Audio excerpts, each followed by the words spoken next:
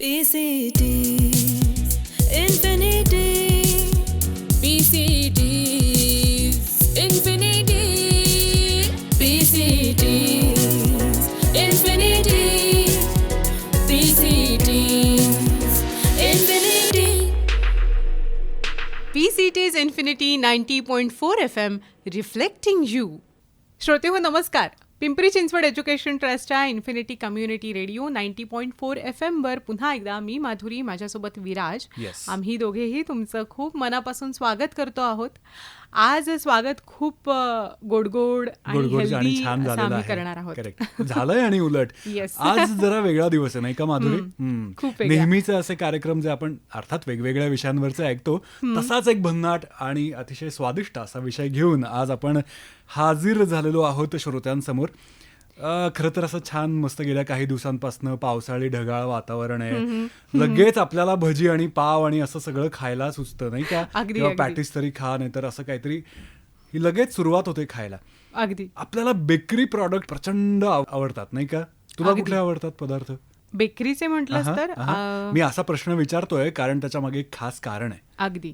Bakery म्हटल्यानंतर general काय येतं डोळ्यासमोर? एक तर पहिला पाव येतो, केक येतो, बरोबर. किंवा खारी टोस्ट correct. काइंड ऑफ, जे आता आपण टाळतो खरं तर अनहेल्दी म्हणून. त्यामुळे खरं तर यातलं मी आता सध्या काही फ्रिक्वेंटली खात नाही बरं का. पण आवडीचं म्हटलंस तर केक खूप जास्त आवडतो. बरोबर. तर आज मी तुला असा काहीतरी वेगळा प्रश्न विचारण्याचं कारण म्हणजे आज आहे 18 मे. दरवर्षी मे महिन्यातल्या 3ऱ्या रविवारी अख्ख्या जगभरात कुठला दिवस सेलिब्रेट करतात तुला माहितीये? World bakers day. अरे, तुम्हाला तुला एवढ्या माहिती हिंट दिल्यावर मला कळणार ना. येस. सो तुला आता कळलेलंच आहे, तर मग त्याच्याबद्दल अर्थात मला काही माहिती नाहीये, पण ही माहिती अजून जाणून घेण्याची इच्छा मात्र माझ्यात खूप आहे. बिलकुल. अर्थात तुझा पण ती असेल. आणि अगदी. म्हणूनच आज इन्फिनिटी कम्युनिटी रेडिओच्या स्टुडिओमध्ये आपण एका गेस्टना आमंत्रित केलेलं आहे. माधुरी, थोडक्यात अगदी ओळख करून दे बरं. आपल्यासोबत आहेत तृप्ती खान, ज्या अवॉर्ड विनिंग शेफ आहेत, माइंडफुल बेकर आहेत आणि मिलेट कोच आहेत. मॅडम, तुमचं खूप खूप स्वागत आपल्या इन्फिनिटीच्या स्टुडिओमध्ये. नमस्कार आणि thank you so much. I am lucky that to be here on the stage. Yeah. Thank you. Thank you. तुमची जी ओळख आहे आता मी जी सांगितली की माइंडफुल बेकर आणि मिलेट कोच विराज, हे वेगळंच पहिल्यांदाच ऐकतो नाही का प्रोफेशन म्हणून. बिलकुल. आणि ते वाचतानाच ते कळतंय की ते किती हेल्दी आहे. करेक्ट. म्हणजे जिज्ञासा जागृत होते ना, तसं काहीतरी झालंय की आता काय सांगताय तुम्ही. येस. बिलकुल. तर आज वर्ल्ड बेकर्स जे आहे श्रोते हो, आपल्या सगळ्या ज्या पदार्थांची नावं मी सांगितली तर तेच पदार्थ आपल्याला बेकरी प्रॉडक्ट्स म्हणून माहिती आहेत. आपल्याला अनेकदा इझी फूड म्हणून विराज हे बेकरी प्रॉडक्ट्स कन्झ्युम करण्याची सवय असते. बरोबर. काही वेळेला जसं मी आता म्हटलं की आता जेव्हा मुलं आहेत आपली, तर तेव्हा आपण म्हणतो की सतत ते मैद्याचा ब्रेड आणि बरोबर. बिस्किट्स आहेत किंवा केक नको. एक्झॅक्टली. तू म्हणतेस तसं रोजच्या आहारामध्ये हे पदार्थ सहजपणे आपल्यामध्ये ते मुरलेले आहेत म्हणा किंवा इन झालेले आहेत. तर ही अनहेल्दी म्हणून आपण कधी कधी टाळतो ती बेकरी, किंवा जी इझी आहे आणि जी प्रचंड टेस्टी आहे. म्हणजे आता पण बेकरीच्या बाजूने गेलास तर तू हाय म्हणजे कोणाच्या तोंडाला पाणी नाही सुटणार, अशी पण ही बेकरी आहे. आज तृप्ती खान यांच्याकडून आपल्याला जाणून घ्यायचं आहे की ती बेकरी इतकी सहज, खूप कॅज्युअल अशी नाही आहे. प्रचंड मोठं जग आहे बेकरीचं आणि ते आपल्याला जाणून घ्यायचं आहे. ही बेकरी हेल्दी पद्धतीने आपल्यामध्ये कशी आपण तिचा अंतर्भाव करू शकतो याच्याबद्दल सुद्धा आपल्याला अनेक गोष्टी जाणून घ्यायच्या आहेत. आणि हे सगळं बाहेरून नाही बरं का, तुम्ही घरच्या घरी कसं करू शकता हे त्यातला महत्वाचा मुद्दा आहे. येस. तर सुरुवात करूया तृप्ती मॅडम. आम्हाला पहिल्यांदा हे विचारायचे की वर्ल्ड बेकर्स डे असा का बरं साजरा केला जातो? तर वर्ल्ड बेकर्स डे जेव्हा अनाऊन्स झालेलं 2012 तर महत्त्वाची गोष्ट हे होती की त्यांना फक्त जॉय, म्हणजे आपण केक किंवा मफिन किंवा काही असं काय खाल्लं बेकरीचं तर लगेच आपल्या तोंडावर एकदम स्माईल सुटते नाही का, स्पेशली मुलांना दिलं तर तोच एक उद्देश होता की वर्ल्ड बेकर्स डे सेलिब्रेट करावा. पण त्याच्या मागचा एक थ्रेड किंवा इंटेन्शन हा होता की जे लोक बेकरी करत नाही किंवा बेकिंग करत नाही घरी, आणि आपण डायरेक्टली बाहेरचे जे कमर्शियल बेकरीज आहेत तिकडे आपण लगेच जातो आणि बाय करून मुलांना देतो, आपण खातो. पण ह्याचा उद्देश हा होता की घरी घरी लोकांनी बेकिंग करावी, कारण की आपण जेव्हा कुकरमध्ये, स्टीमरमध्ये, आता वेगवेगळ्या जे कुकिंग टेक्निक्स आहेत, baking is also one technique. आणि त्या टेक्निकचा उपयोग आपण घरी कसं साधारण 15 किंवा जास्तीत जास्त अर्धा तास आपण इन्व्हेस्ट करून प्लॅनिंग करून केलं तर मुलांना इन्व्हॉल्व करून आपण बेकिंग करू शकतो. आणि त्यातला मुलांना पण ते प्रोसेसमध्ये इन्व्हॉल्व झाल्यानंतर ते पण शिकतात. मॅथ्स, केमिस्ट्री, बायोलॉजी, सगळंच शिकतात त्या पर्टिक्युलर प्रोसेसमध्ये. तर तो महत्वाचं हे होतं उद्देश की घरी घरी ह्या पर्टिक्युलर दिवशी तुम्ही बनवा आणि ते जॉय आणि ते हॅपीनेस एक्सपिरियन्स करा. वाव. बेसिकली आता वाढदिवस असो किंवा स्पेशल ओकेजन असो, आपण केक आणतो. हा एक सगळ्यांच्याकडे असलेला एक रिच्युअल आहे असं म्हणूयात, प्रथा आहे. जसं तुम्ही म्हणालात की एक टेक्निक आहे, म्हणजे शिजवणं असेल, उकडणं असेल, वाफ काढणं असेल, तळणं असेल, भाजणं असेल किंवा अजून अशा वेगवेगळ्या पद्धती, त्याच्यातलंच हे baking. Exactly. So what is baking? Baking म्हणजे नेमकं काय सांगाल अगदी थोडक्यात? सिम्पल लँग्वेजमध्ये सांगितलं तर ड्राय बेकिंग. एका पर्टिक्युलर प्रेशरमध्ये जर आपण कुकरमध्ये पाणी नाही टाकलं आणि फक्त ड्राय एअरमध्ये बनवलेली जी वस्तू असतात त्याला बेकिंग म्हणतात. म्हणजे त्याचे रस वापरून त्याला उष्णता देऊन त्याला शिजवणं. करेक्ट. तर त्याला बेकिंग म्हणतात. फक्त तेवढंच की आता ज्यांच्याकडे ओटीजी नाहीये ते, आता माझ्या आईने जेव्हा पहिला केक बनवला होता, जेव्हा मी पण 12 वर्षाची होती तेव्हा मी एक्सपेरिमेंट करायची, तेव्हा कुकरमध्ये बनवला होता. आणि घरी घरी बनवतात. आपण आता गुजरातीमध्ये हांडवा असतो तो तसं बनवतो. तर तसं ही ड्राय बेकिंग जी आहे ती आधी करत होते, पण त्याला बेकिंग नाही सांगत होते. म्हणजे ते कुकिंग टेक्निक होती पण त्याला बेकिंग असं टायटल नव्हता दिला. आता आपण देतो कारण की आपण कमर्शियल बेकरी बघतो आणि आपण जाऊन ते खातो म्हणजे रेग्युलरली. तर हे होतं की आता इक्विपमेंट झालेत, तेवढी टेक्नॉलॉजी ऍडव्हान्स झाली आहे. तर आपल्याकडे ओटीजीज आहेत, मायक्रोवेव्ह ओव्हन्स आहेत, त्यात पण ते कन्व्हेक्शन मोडमध्ये तुम्ही बेकिंग करू शकता.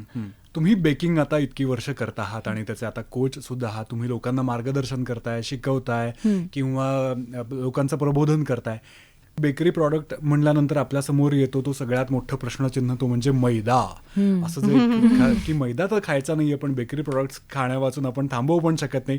तर ह्याला एक तुम्ही खूप सुंदर ट्विस्ट दिलात, तो म्हणजे मिलेट्सचा. तर आता ह्याच्याकडे आपण येऊयात की ही कल्पना मुळात सुचली कुठून आणि काय प्रयोग केलेत सुरुवातीला? एक प्रश्न विचारते की मुलं जेव्हा एका दिवसात साखर, प्रोसेस्ड शुगर, मैदा, हे जे सगळे वस्तू एका दिवसात खातात, ते आपले आजी आजोबा एका आठवड्यात किंवा एका महिन्यात खात असेल, नाही का? आणि आपण विचार करतो की मुलं नेहमी काय आजारी पडतायत, त्यांना नेहमी आपल्याला डॉक्टरकडे घेऊन जावं लागतं. दर 3 महिन्याने आता जसं पाऊस आलाय, विच इज अनयुज्युअल. आपण मे मध्ये कधी आपण पाऊस बघितला नाहीये. पण हे जे वेदर चेंज आहेत, हे वेदर चेंजमुळे लगेच काही मुलं जी आहेत ते आजारी पडतात आणि त्यांना डॉक्टरकडे घेऊन जायला लागतं. तर लोक काय म्हणतात की ते वेदरमुळे ते झालंय, पण ते ऍक्च्युली इम्युनिटीमुळे झालंय. तर ती इम्युनिटी का लो होते? कारण की आपण जे खातो त्याच्यावर आपलं सगळं अवलंबून आहे की आपला हेल्थ आहे, आपली जी बॉडी आहे ते कशी रिॲक्ट करणार. बरोबर. आता एवढं टॉर्चर केलंय आपण लहानपणीपासून. आता 30, 35, 40 वर्षांचे जे आत्ताचे जे न्यू पॅरेंट्स आहेत ते जर तुम्ही बघायला गेलात तर आपण ऍक्च्युली 10-15 वर्ष आपले जगातले जे आहेत ते आपण फुल ऑर्गॅनिक आणि चांगलं जेवण खाल्लंय. त्यानंतर आपण बाहेरचं खायला सुरुवात केली, पण ते गोष्ट आपल्या मुलांमध्ये नाहीये. तर वाय इट इज बॅड? कारण की मैदा जे आहे ते 2-3दा प्रोसेस केलेला आहे. त्याच्यात फायबर नाहीये, काही न्यूट्रिशनल व्हॅल्यू नाहीये. It is purely if you see, it is actually a dust in a simple language. आणि एक एक्सपेरिमेंट करा, तुम्हाला जर पाहिजे असेल तर बघा. त्या ना एक मैदा असतो, त्याला थोडंसं वाटीमध्ये घ्या, त्याला पाणी टाका आणि त्याची स्लरी बनवा. आणि मुलं नाही का सांगतात की माझ्याकडे फेविकॉल संपलाय आणि मला इमिजिएट पाहिजे फेविकॉल, तर काय करायचं? तर ते मैद्याची पेस्ट बनवून त्याला द्या आणि त्याला सांगा की तू चिपकून घे. मी खरं सांगते 15 दिवस, 1 महिना, ते त्या 1 महिन्यानंतर पण तुम्ही काढायला गेलात ना, तर पेपर किंवा प्लास्टिक ते निघणारच नाही. ते असाच चिपकलेला असेल, परमनंट चिपकलेला ग्लू आहे तो. आपल्या आतड्यांचं काय होतं? आपल्या आतड्यांचं काय होतंय? सो आणि that we are adding it with process sugar. लोकांना माहिती आहे आता, सगळ्या इन्फॉर्मेशन आहेत, अवेअरनेस आहे.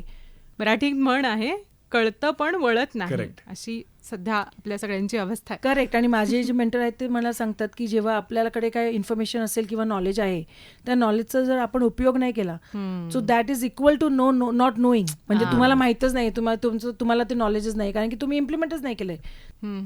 आणि त्यामुळे 3 मधनं एका मुलाला अर्ली अस्थमा किंवा एलर्जीज किंवा टाईप 2 डायबिटीज, ओबेसिटी. आता हाच मैदा आपण जो म्हटलं की बेकरी म्हणून आपण टाळावी असं म्हणतो, पण एका बाजूला तुम्ही म्हणताय की हेल्दी बेकरी सुद्धा तिचं पण एक जग आहे, जे की आपण फॉलो करायला पाहिजे. तर मग या हेल्दी बेकरीच्या जगात आम्हाला घेऊन जा. त्यासाठी काय पर्याय आहेत, त्या प्रवासाची आम्हाला खरंच क्युरिओसिटी आहे की ते काय आहे. नक्की नक्की. मी पण ॲक्च्युली तुमच्यासारखेच म्हणजे बिस्किट, चहा कॉम्बिनेशनमध्ये किंवा खारी बिस्किट, टोस्ट हे सगळं खूप नॉर्मली कन्झम्पशन करायचे. पण जेव्हा मी स्वतः आई झाल्यानंतरचं जे ट्रान्सफॉर्मेशन आहे ते कसं झालंय ते की ते पहिल्याच महिन्याला पिडियाट्रिशियननी फाईलवर लिहून दिलं की नो बिस्किट आणि नो मिल्क. तर तेव्हा 2 मिनिटं तर गप्प बसले, कारण की मला दुसरा काही ऑल्टरनेटिव्ह सुचतच नव्हता, कारण की मी स्वतः ते खाल्लंय एवढा वेळ. तर माझा ऑब्व्हियस क्वेश्चन त्या पिडियाट्रिशियनला होता की आता नंतर काय. तर मी लगेच तेच दिवशी संध्याकाळी मी माझा रिसर्च चालू केला. 2011चं मी सांगते. आणि त्यानंतर दररोज ते जेव्हा रिसर्च केली तेव्हा मला हळूहळू सगळ्या गोष्टीचं कळालं. मग ते हळूहळू त्याचे हेल्दी ऑल्टरनेटिव्ह काय आहेत ते बघायलाच पाहिजे आपल्याला, नाही का. बरोबर. तर आणि ते आपल्या इंडियन संस्कृतीमध्येच एवढं सगळं आहे. मिलेट्स तुम्ही बघायला गेलात तर 2023 मध्ये गव्हर्नमेंटनीच सांगितलं होतं की बाबा मिलेट ऑफ द इयर 2023 मध्ये त्याला मिलेट्सला आता तो होद्दा भेटला, कारण की मिलेट्स तुम्ही जर बघायला गेलात तर इट्स अ ड्रॉट प्रूव्ड. म्हणजे त्याला 3-3 महिन्याने ते क्रॉप उगवतो, त्याला जास्त पाणी लागत नाही, त्याला पेस्टिसाइड पण लागत नाही, कारण की they are the strongest grain. आणि त्यात फायबर, प्रोटीन सगळंच आहे तसं तुम्ही बघायला गेलात तर. And it has got healing properties also. म्हणजे डायबिटीस असेल, कॅन्सर असेल, ते सगळं ते सुद्धा आपण रिव्हर्स करू शकतो. पॉझिटिव्ह न्यूट्रल मिलेट्स आहेत. ह्या सगळ्या ज्या गोष्टी आहेत ते आपल्याला माहीत नाहीये. माहीत नाही हे मला माहीत नाहीये म्हणून ते एक्झिस्ट करत नाही, तसं नाहीये ना. आपण जर आपला पेरिस्कोप किंवा आपला जो पर्स्पेक्टिव्ह आहे, दृष्टिकोन आपण जर वाईड केला तर आपल्याला दिसतं ते सोल्युशन भेटतं ते. पण त्या साध्या भाकरीमध्ये ते कंटाळा येतो खायला, कारण की दररोज ते भाकरी कसं खाणार. म्हणून आपण जर तुम्ही बघायला गेलात तर इंडियन फॅमिलीजमध्ये सर्वात कॉमन 2-3 दिवसाने रेग्युलरली तुम्ही बघायला गेलात तर घरात एक वस्तू येते, ती कॉमन आहे आणि ते सगळेच खातात, जी बेकिंगमध्ये आहे, आणि ती वस्तू आहे ती ब्रेड.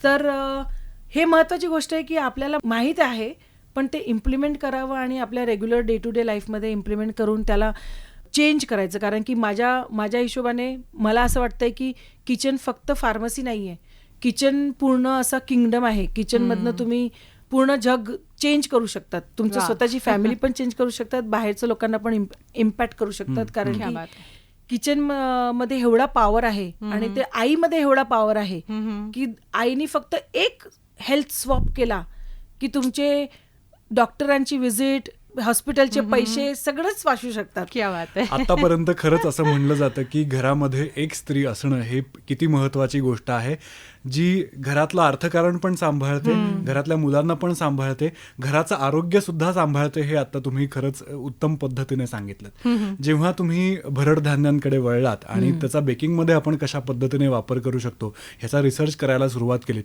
तर कुठल्या कुठल्या प्रकारची धान्य तुम्ही आतापर्यंत बेकिंगमध्ये वापरता आणि कुठले कुठले पदार्थ तुम्ही तयार करता? बेकिंगमध्ये जर तुम्ही बघायला गेलात तर राईट फ्रॉम ब्रेड, मी जसं सांगितलं तुम्हाला की माझ्या घरी पण तोच सेम प्रकार होता की आठवड्याने एकदा रविवारी तरी निदाम आपण ब्रेड आणावा आणि ब्रेडचे पदार्थ खायचे, ब्रेकफास्टमध्ये करून खायचं. नंतर मी जेव्हा हे म्हणाले ना की आई झाल्यानंतर ते थोडंसं कॉन्शियस झाल्यानंतर, जेव्हा माइंडफुल झाल्यानंतर की बाबा नाही आपल्याला बस झालं, आता ऑल्टरनेटिव्ह बघायला लागेल, तर त्यानंतर मी गव्हाचे ब्रेड्स बनवायला लागले. मग गव्हाचं थोडंसं रिसर्च केल्यानंतर कळालं की गव्हात पण तेवढंच इल इफेक्ट आहेत, कारण की ते प्रोसेस्ड आहेत. तर मी थोडेसे एक चेंज केले. एक चेंज काय करायचं, म्हणजे समजा ज्वारी आहे तर ज्वारीची भाकरी नाही करताना ज्वारी पीठ आणायचं आणि त्या पीठचे पुडले करायचे. पुडलेमध्ये जसं बीटरूट आपण शिजवतो तसं त्याला स्टीम करा. कुकरमध्ये नका करू, स्टीम करा. स्टीम म्हणजे 10-15 मिनिटात ते स्टीम मस्त होऊन जाते, मऊ होऊन जाते. त्याला एकदम मिक्सीमध्ये पिसून त्याला ज्वारीच्या पिठात टाका आणि ते जर माझ्यासारखे आता मला येत नाही ते थेपायचं तर जर समजा तुम्हाला पण थेपायचं येत नसेल तर त्याचे चिले बनवून टाका. It's is a easiest hack. 7 दिवसाचे तुम्ही 7 वेगवेगळे धान्य म्हणजे ज्वारी, नाचणी, एकदा लिटल मिलेट, फिंगर मिलेट हे जे आहेत सगळे वेगवेगळे जे पदार्थ आहेत मिलेटचे ते तुम्ही सोक करून 8 ते 12 तास रात्री सोक भिजायला ठेवा. सकाळी तुम्ही कोणत्याही डाळीबरोबर किंवा येल्लो मूग डाळ आहे किंवा ग्रीन मूग आहे आपले किंवा उडद डाळ आहे त्याला पण भिजत घाला आणि 8 ते 10 तासात भिजत घातल्यानंतर आपण मिक्सीमध्ये त्याला काढून घेतो. जसं बॅटर आपण डोसा बॅटर करतो तसा त्यात राईस आटा टाका तर ते 1 चमचा राईस फ्लावर टाकून तुम्ही मस्त डोसे बनवू शकता. जर डोसे नाही बनवले तुम्ही तर त्याचे पॅनकेक सारखे छोटे छोटे पुडले बनवा मुलांसाठी, उत्तप्पम सारखं बनवा. किंवा बेकिंगचं जर बनायचं असेल तर मी बेकिंग कसं चालू केलं होतं की मी ब्रेड जेव्हा बनवत होते तर त्या हळूहळू मग नंतर ज्वारी पिठात मग 100% ज्वारी फेल प्रूफ रेसिपी मी आत्ता बनवली आहे. सेम टेक्स्चर आपला बाहेरचा स्टोअर बॉट ब्रेड असतो तो सेम स्टोअर बॉट ब्रेड आपण ज्वारी, नाचणी त्या सगळ्या मध्ये वापरू शकतो. नो हे गव्हाचं पीठला ऍड करायची गरज नाही किंवा काही गोष्टी ऍड करायची गरज नाहीये. फक्त 4 इंग्रेडियंट मध्ये तुमचा ब्रेड रेडी होतो. ते मी शिकवते. चविष्ट, एकदम चविष्ट. त्याला आपण फ्लेवर पण देऊ शकतो. गार्लिक ब्रेड त्यातनं बनते चांगली. तर गार्लिक ब्रेड आहे किंवा आपला मसाला ब्रेड असतो तो मसाला त्यात आपण म्हणजे मी आता रिसेंट एक्सपेरिमेंट केला होता त्यात दुधी टाकली होती. ते दुधी टाकून ते बनवलं होतं. तर मॉइश्चर म्हणजे व्हेजिटेबल्स पण झालं, मिलेटचं मिलेट पण झालं आणि ब्रेड पण झालं. मस्त. तर थोडंसं म्हणजे असं आपल्याला एक्सपेरिमेंट थोडेसे करायला पाहिजे घरी आणि ह्या एक्सपेरिमेंटला जास्त वेळ लागत नाही. हा एक्झॅक्टली माझा प्रश्न तोच होता की वेळेचं काय करायचं. जास्तीत जास्त 30 मिनिटं. बर. हो, थोडंसं प्रिपरेशन पाहिजे. तुम्ही म्हणालात की शुगर समजा मी माझ्या बेकिंगमध्ये शुगर वापरतच नाही तर मी काय वापरते, मी जॅगरी वापरते, ऑर्गॅनिक जॅगरी. आता मग मॉलमध्ये तर सगळं ब्रँडेड आणि तेच मिळणार आहे. एक्झॅक्टली. मग आपल्याला हळूहळू मग असं वाटायला लागतं की दिस इज द ओनली ऑप्शन, ह्याच्याशिवाय आपल्याकडे पर्यायच नाहीये. तसं नाहीये. थोडंसं डोळे उघडून आपण जर बाहेर बघायला गेलो तर आपल्याकडे फार्मर्स आहेत बिचारे, ते एवढं मेहनत करून करतात, उगवतात. तर त्यांच्याकडनं आधी कोण घेत नव्हतं. आता थोडं अवेअरनेस वाढते तर तिकडे जाऊन फार्मरकडे जाऊन त्यांच्या दर महिन्याला फ्रेश स्टॉक घेऊन या, फ्रेश तुम्ही ग्राइंड करून ते तुम्ही उपयोगाला घ्या. परत तेच गोष्ट होते की आपण ते स्टोअर करून ठेवल्यावर ते त्यात त्याचे न्यूट्रिएंट व्हॅल्यू नष्ट व्हायला लागतात. म्हणून ते फ्रेश ग्राइंड करून आपल्या आजी आणि आजोबा जे करत होते ना तेच ऍक्च्युली खरं सायन्स आणि खरं पद्धती आहे. फक्त तेवढंच की आपण थोडंसं वेस्टर्न इन्फ्लुएन्स मध्ये गेल्यामुळे आपल्याला एवढं कळत नाहीये किंवा आपल्याला माहित नाहीये, आपण इम्प्लिमेंट करू शकत नाही. आपल्याला असं वाटतं की आपल्याकडे वेळ नाहीये. वेळ आहे. तुम्ही आता जसं म्हणालात की फ्रेश खायला पाहिजे, आपण भाज्या ह्या फ्रेश खातो, त्या खाव्याच लागतात रादर, तरच त्याचा काहीतरी खाण्यात अर्थ आहे. तर ह्या भाज्यांबरोबरच किंवा आपला जो रोजचा आहार आहे, आपण महाराष्ट्रामध्ये राहतो आणि चौरस आहारावरती विशेषतः भर दिला जातो. तर मिलेट्स किंवा तृणधान्य जी आहेत त्याचा एकूण आहारामध्ये किती टक्के समावेश रोजच्या आहारात असायला पाहिजे? तर तसं बघायला गेलं तर 40-40-20 हे पण करू शकतो किंवा 40-30-20 आणि 10 तसं पण आपण सेग्रिगेट करू शकतो. तर कशाचं किती टक्के? तर जर आपण बघायला गेलं तर इंडियन थाळीमध्ये भाजी, चपाती, भात, लोणचं, पापड हे ते सगळं जे आहे ते 80% नाही 90% तुम्हाला तिकडे कार्बोहायड्रेट्सच भेटणार. त्यात फायबर खूप कमी आहे. कारण की तुम्ही जसं म्हणालात भाजी, पण तुम्ही बघा घरी जाऊन कसे बनवतात भाजी. त्याला धुतात, मग नंतर काही वस्तू आता फॉर एक्झाम्पल पालक पनीर, तर पालकला ते गरम पाण्यात टाकतात आणि लगेच 2 मिनिटात काढतात. आणि मग त्याला मिक्सीमध्ये पिसतात. तुम्ही बघा ते गरम पाण्यात टाकलं, ते टाकल्यानंतरच ते 20%-30% तिकडे न्यूट्रिएंट लॉस झालाय ऑलरेडी. त्याला तुम्ही मिक्सरमध्ये पिसून मग नंतर त्याला शिजवतात आणि त्यात 15 मिनटं 20 मिनटं त्याला कुकिंग टाइम तुम्ही बघायला गेलात तर जास्त तर न्यूट्रिएंट लॉस तिकडेच होतो. हे जसं तुम्ही आता भाज्यांबद्दल म्हणालात तसं मग आता धान्य ही जी तृणधान्य आहेत ही रॉ फॉर्म मध्ये खाणं शक्य नाहीये, तर मग कमीत कमी प्रोसेस करून ही कशी कशी खायला खाता पाहिजे? येतील? सर तुम्ही जसे आपण तांदूळ नाही का खात, तांदूळ आपण कसं भात आपण शिजवतो तसा ह्याला शिजवायचं आहे फक्त, बर. आणि ह्याची खिचडी बनवू शकते, अच्छा. खिचडी आहे, बिर्याणी आहे, ह्याची पोरिश बनते, ह्याचा बर. उपमा बनतो, अरे वा. डोसा, इडली, हे सगळं खूप खूप काही म्हणजे असं पॉप्युलर आहे.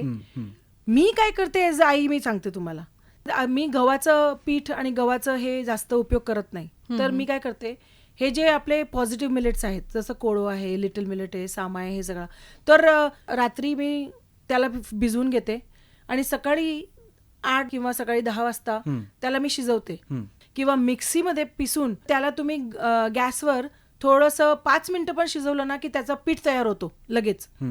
आपण जेव्हा ज्वारी किंवा भाकरी लागायचं उकड बनवतो तसं त्याची उकड बनते आणि त्यातले तुम्ही चपात्या किंवा पराठे बनवून तुम्ही खाऊ शकतात.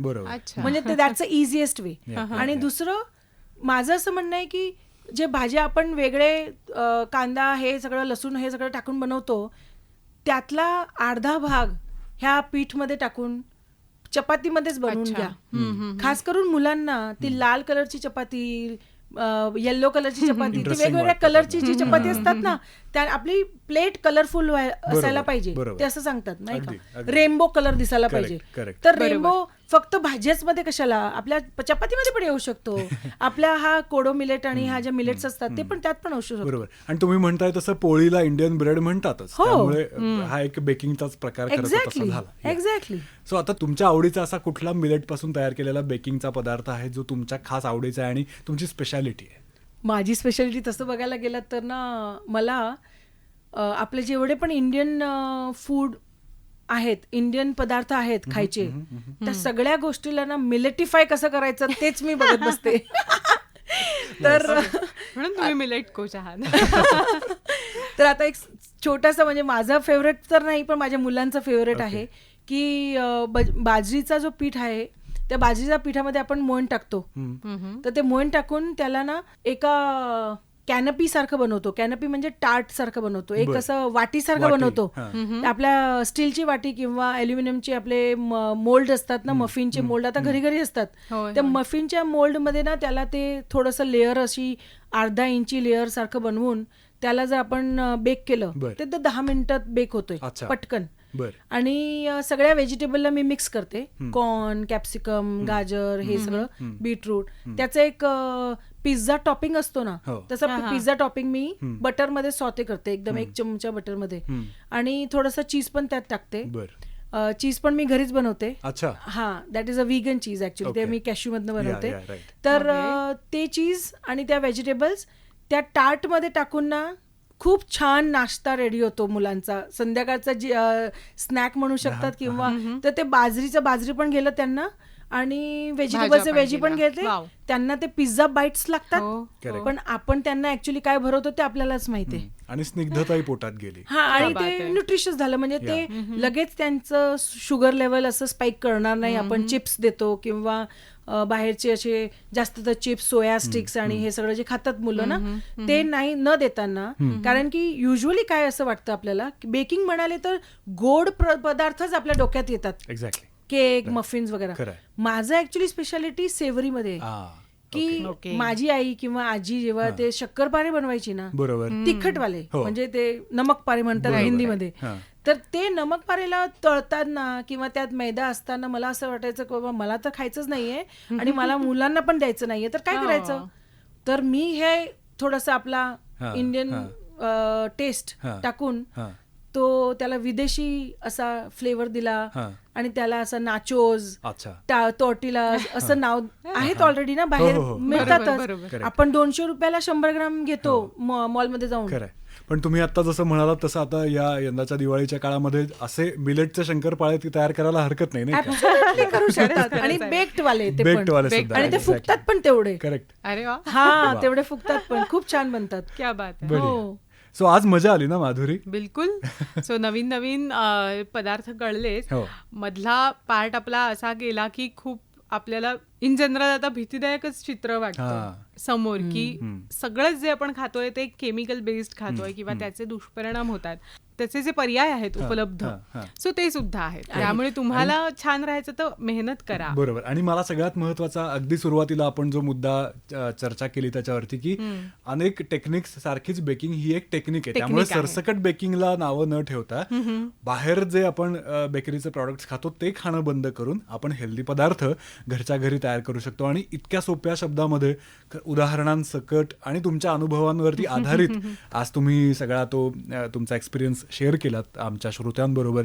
फार मजा आली आणि नक्कीच ह्याच्यातून काहीतरी सगळेजण आम्ही शिकतोय. आपण एवढं फास्ट लाईफ जगतोय करेक्ट ना, आणि घरी घरी आपण दोघेही कमवतायत, हजबंड वाईफ आणि मुलं आहेत, तर आपल्याकडे वेळ नाहीये. आणि हे जे वेस्टर्न इन्फ्लुएन्स किंवा हे जे आपण बाहेरचे पॅकेट पट करून खोलतो आणि खातो 5 मिनिटात ते संपवतो, ते कन्व्हिनियन्स जे आपण म्हणतो. आणि मी जेव्हा विमेन्सशी इंटरॅक्ट करते तेव्हा ते मला लगेच सांगतात की मॅडम एवढं वेळ तरी असायला पाहिजे, पण जर आपण वेळ काढला, फक्त आपण अर्धा तास फक्त प्री प्रिपरेशनमध्ये टाकला, तर baking is the fastest cooking technique. तुम्हाला कळालं की बाबा हा ठीक आहे, तुमची एक ट्रिक तुम्हाला भेटली, तर तुम्ही दररोज सकाळी फ्रेश बेक्ड फूड मुलांना देऊ शकतात. आणि जशी आता आपल्या सगळ्या ह्या गप्पांची सुरुवात जिथे झाली होती, की मुळात आनंद साजरा करण्यासाठी म्हणून, तर कुकिंग हा स्वतःच एक आनंद देणारा प्रकार आहेच. त्यात बेकिंग हा अजून एक वेगळा प्रकार झाला. तर त्यामुळे थोडासा वेळ स्वतःसाठीच काढूया प्रत्येकाने. जसं आपण रोजचा स्वयंपाक करतो तसाच हा एक आनंद व्यक्त करण्याचा अजून एक मार्ग आज आपल्याला सापडलाय, असं आपण म्हणू शकतो. तेव्हा सो तृप्ती मॅम, खूप खूप धन्यवाद. आज इन्फिनिटीच्या स्टुडिओमध्ये आलात आणि जरा एक वेगळा विषय श्रोत्यांसमोर मांडायची तुम्ही संधी दिलीत. त्यामुळे पुन्हा एकदा सगळ्या आमच्या इन्फिनिटीच्या जगभरातल्या श्रोत्यांना आजच्या वर्ल्ड बेकिंग डेच्या खूप खूप शुभेच्छा.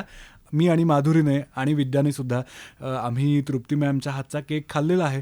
तुम्हालाही जर का एक्झॅक्टली बनवणार आहोतच, तुम्हाला जर का कुठेतरी असा आम्हाला थोडासा जळल्याचा वास कदाचित येतोय, तो जर का घालवायचा असेल तर तुम्ही लवकरात लवकर हे पदार्थ सगळे घरी ट्राय करा आणि आम्हाला सांगा की ते कसे झालेत, तुम्हाला जमलेत की नाही. जर तुम्ही काही नवीन वेगळे प्रयोग केले असतील आणि ते सक्सेसफुल झाले असतील तर ते सुद्धा आमच्याबरोबर नक्की शेअर करा. तर पुन्हा एकदा सगळ्यांना वर्ल्ड बेकर्स डेच्या खूप खूप शुभेच्छा. विराज आहे, मी माधुरी आणि माझ्याबरोबर तृप्ती खान मॅडम. आम्ही तिघेही आपला इथेच निरोप घेतो आहोत. आपण सगळेजण नेहमी म्हणतो की स्वस्थ आपल्याला राहायचं आहे आणि त्याच्यासाठी पोषक आपल्याला खायचं आहे. तर या पोषक आहार शैलीचा आपण लवकरात लवकर अवलंब करूया आणि कायम छान मस्त स्वस्थ राहूया. So thank you so much.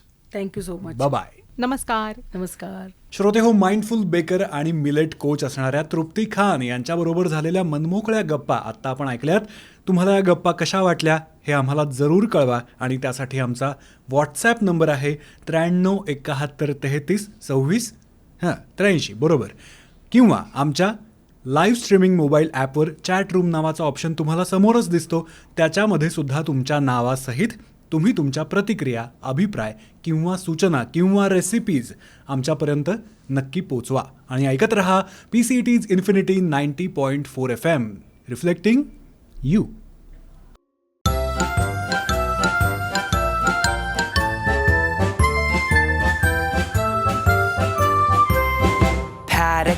Pat a cake, baker's man.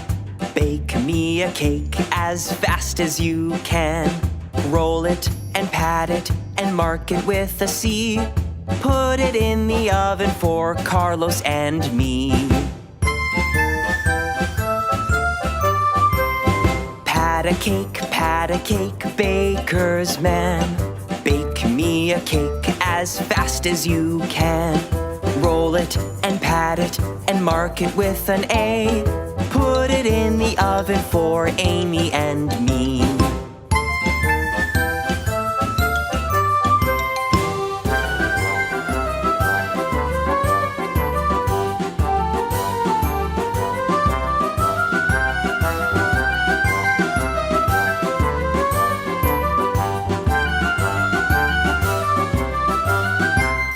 Pat a cake, baker's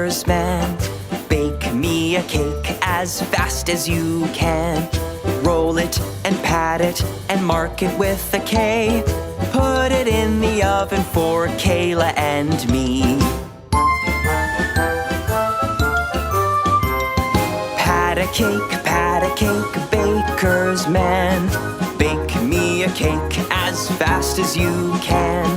Roll it and pat it and mark it with an E. Put it in the oven for Evan and me.